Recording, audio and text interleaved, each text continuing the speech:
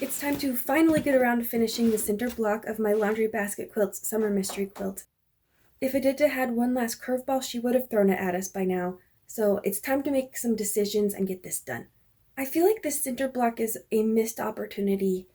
I did seriously consider doing just a solid block or using a bit of the scrap panel left over at the end, but it just didn't feel right to me. It felt like I needed something just a little more. So I'm going to make a custom block for the center of this quilt.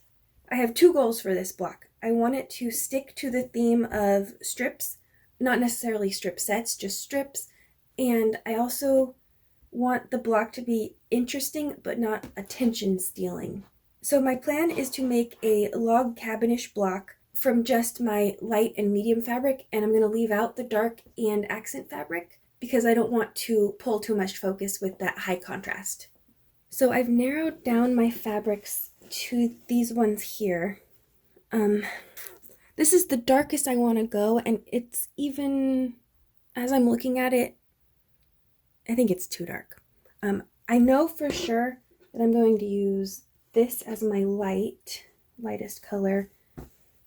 And then I like the combination of these two and maybe this.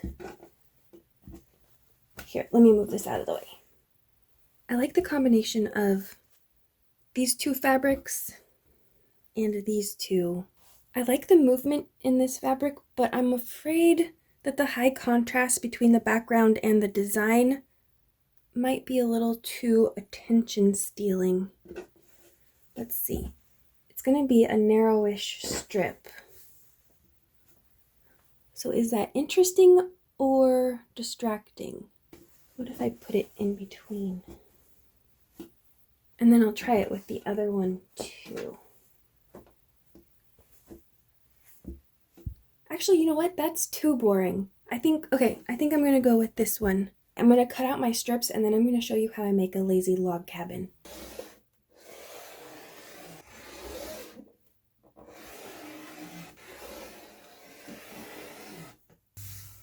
So I've cut all my fabrics down into 2.5-inch strips, and now I just have to decide what order I want them to go in. I definitely want this one to be my center, but I'm not sure if I want it to go like this or like that. This looks good. So I'm going to start by trimming this big, huge, long strip into just a 2.5-inch square. And that's the last time I'm going to measure, because I'm just going to sew that square right onto the strip. Then I'm going to press it and fold it out, trim it, and then keep going like that. I'll show you what I mean.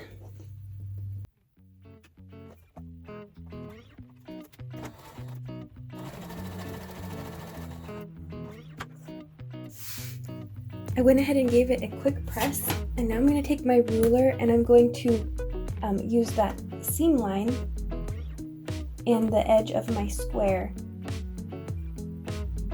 to trim off a little excess piece.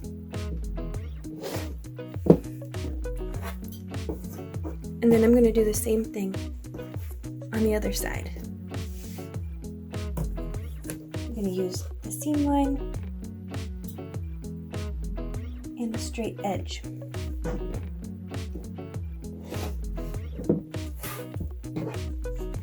Then I'm going to go ahead and add my next piece, just like that.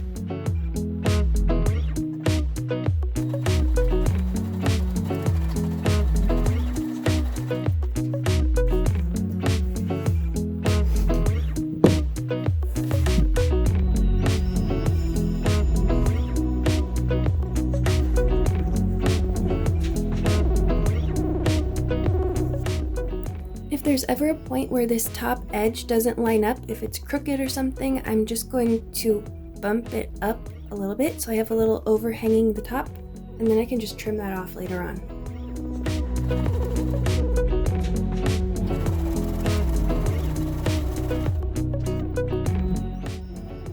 So this time I'm going to go ahead and start by trimming up that little bit of excess. And then I'll flip it around and trim that side. And then I just have one more seam to finish the first part of this lazy log cabin. Now I'm gonna get my next fabric and do the same thing all over again. So, funny story, this log cabin is way too lazy because apparently I forgot that math exists. Oh. Okay, so this is a 10-inch square and I needed a 6.5-inch square. It looks good, it looks nice, but I have to fix it, of course. And luckily I have enough scraps. I can trim them down to the right width, the correct width, and then I can make a new one. But it's going to go from these colors inward instead of, you know what I mean. So I'm going to go and trim these down and do some math and make the correct sized block, hopefully. There we go. The second try worked much better. I trimmed my strips to 1 3/4 inch, and then at the end I just did a little trim up to get everything looking nice and crisp and lovely. One thing I want to say is, how did I not notice that this was the wrong size as I was sewing it? I must have been on autopilot or something because it didn't even cross my mind until I sewed that very last seam that I could possibly be doing something wrong. But look at the size difference. I should have known. I would have preferred this color arrangement, but this one will work just fine, I think. But I do think this might be a good opportunity to do an experiment.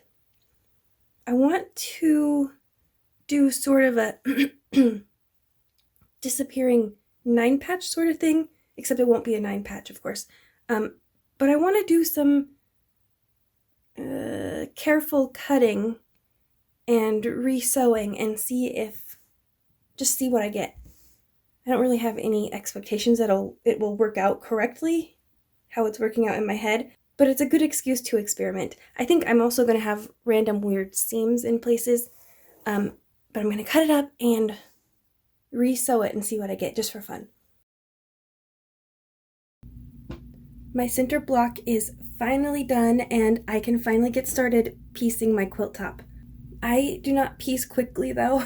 I take my time. I don't rush because when I rush I end up putting things in the wrong place or they get twisted the wrong way. And just for fun, let's take a look at that experiment block I did. This is how it turned out. It was still too big, of course.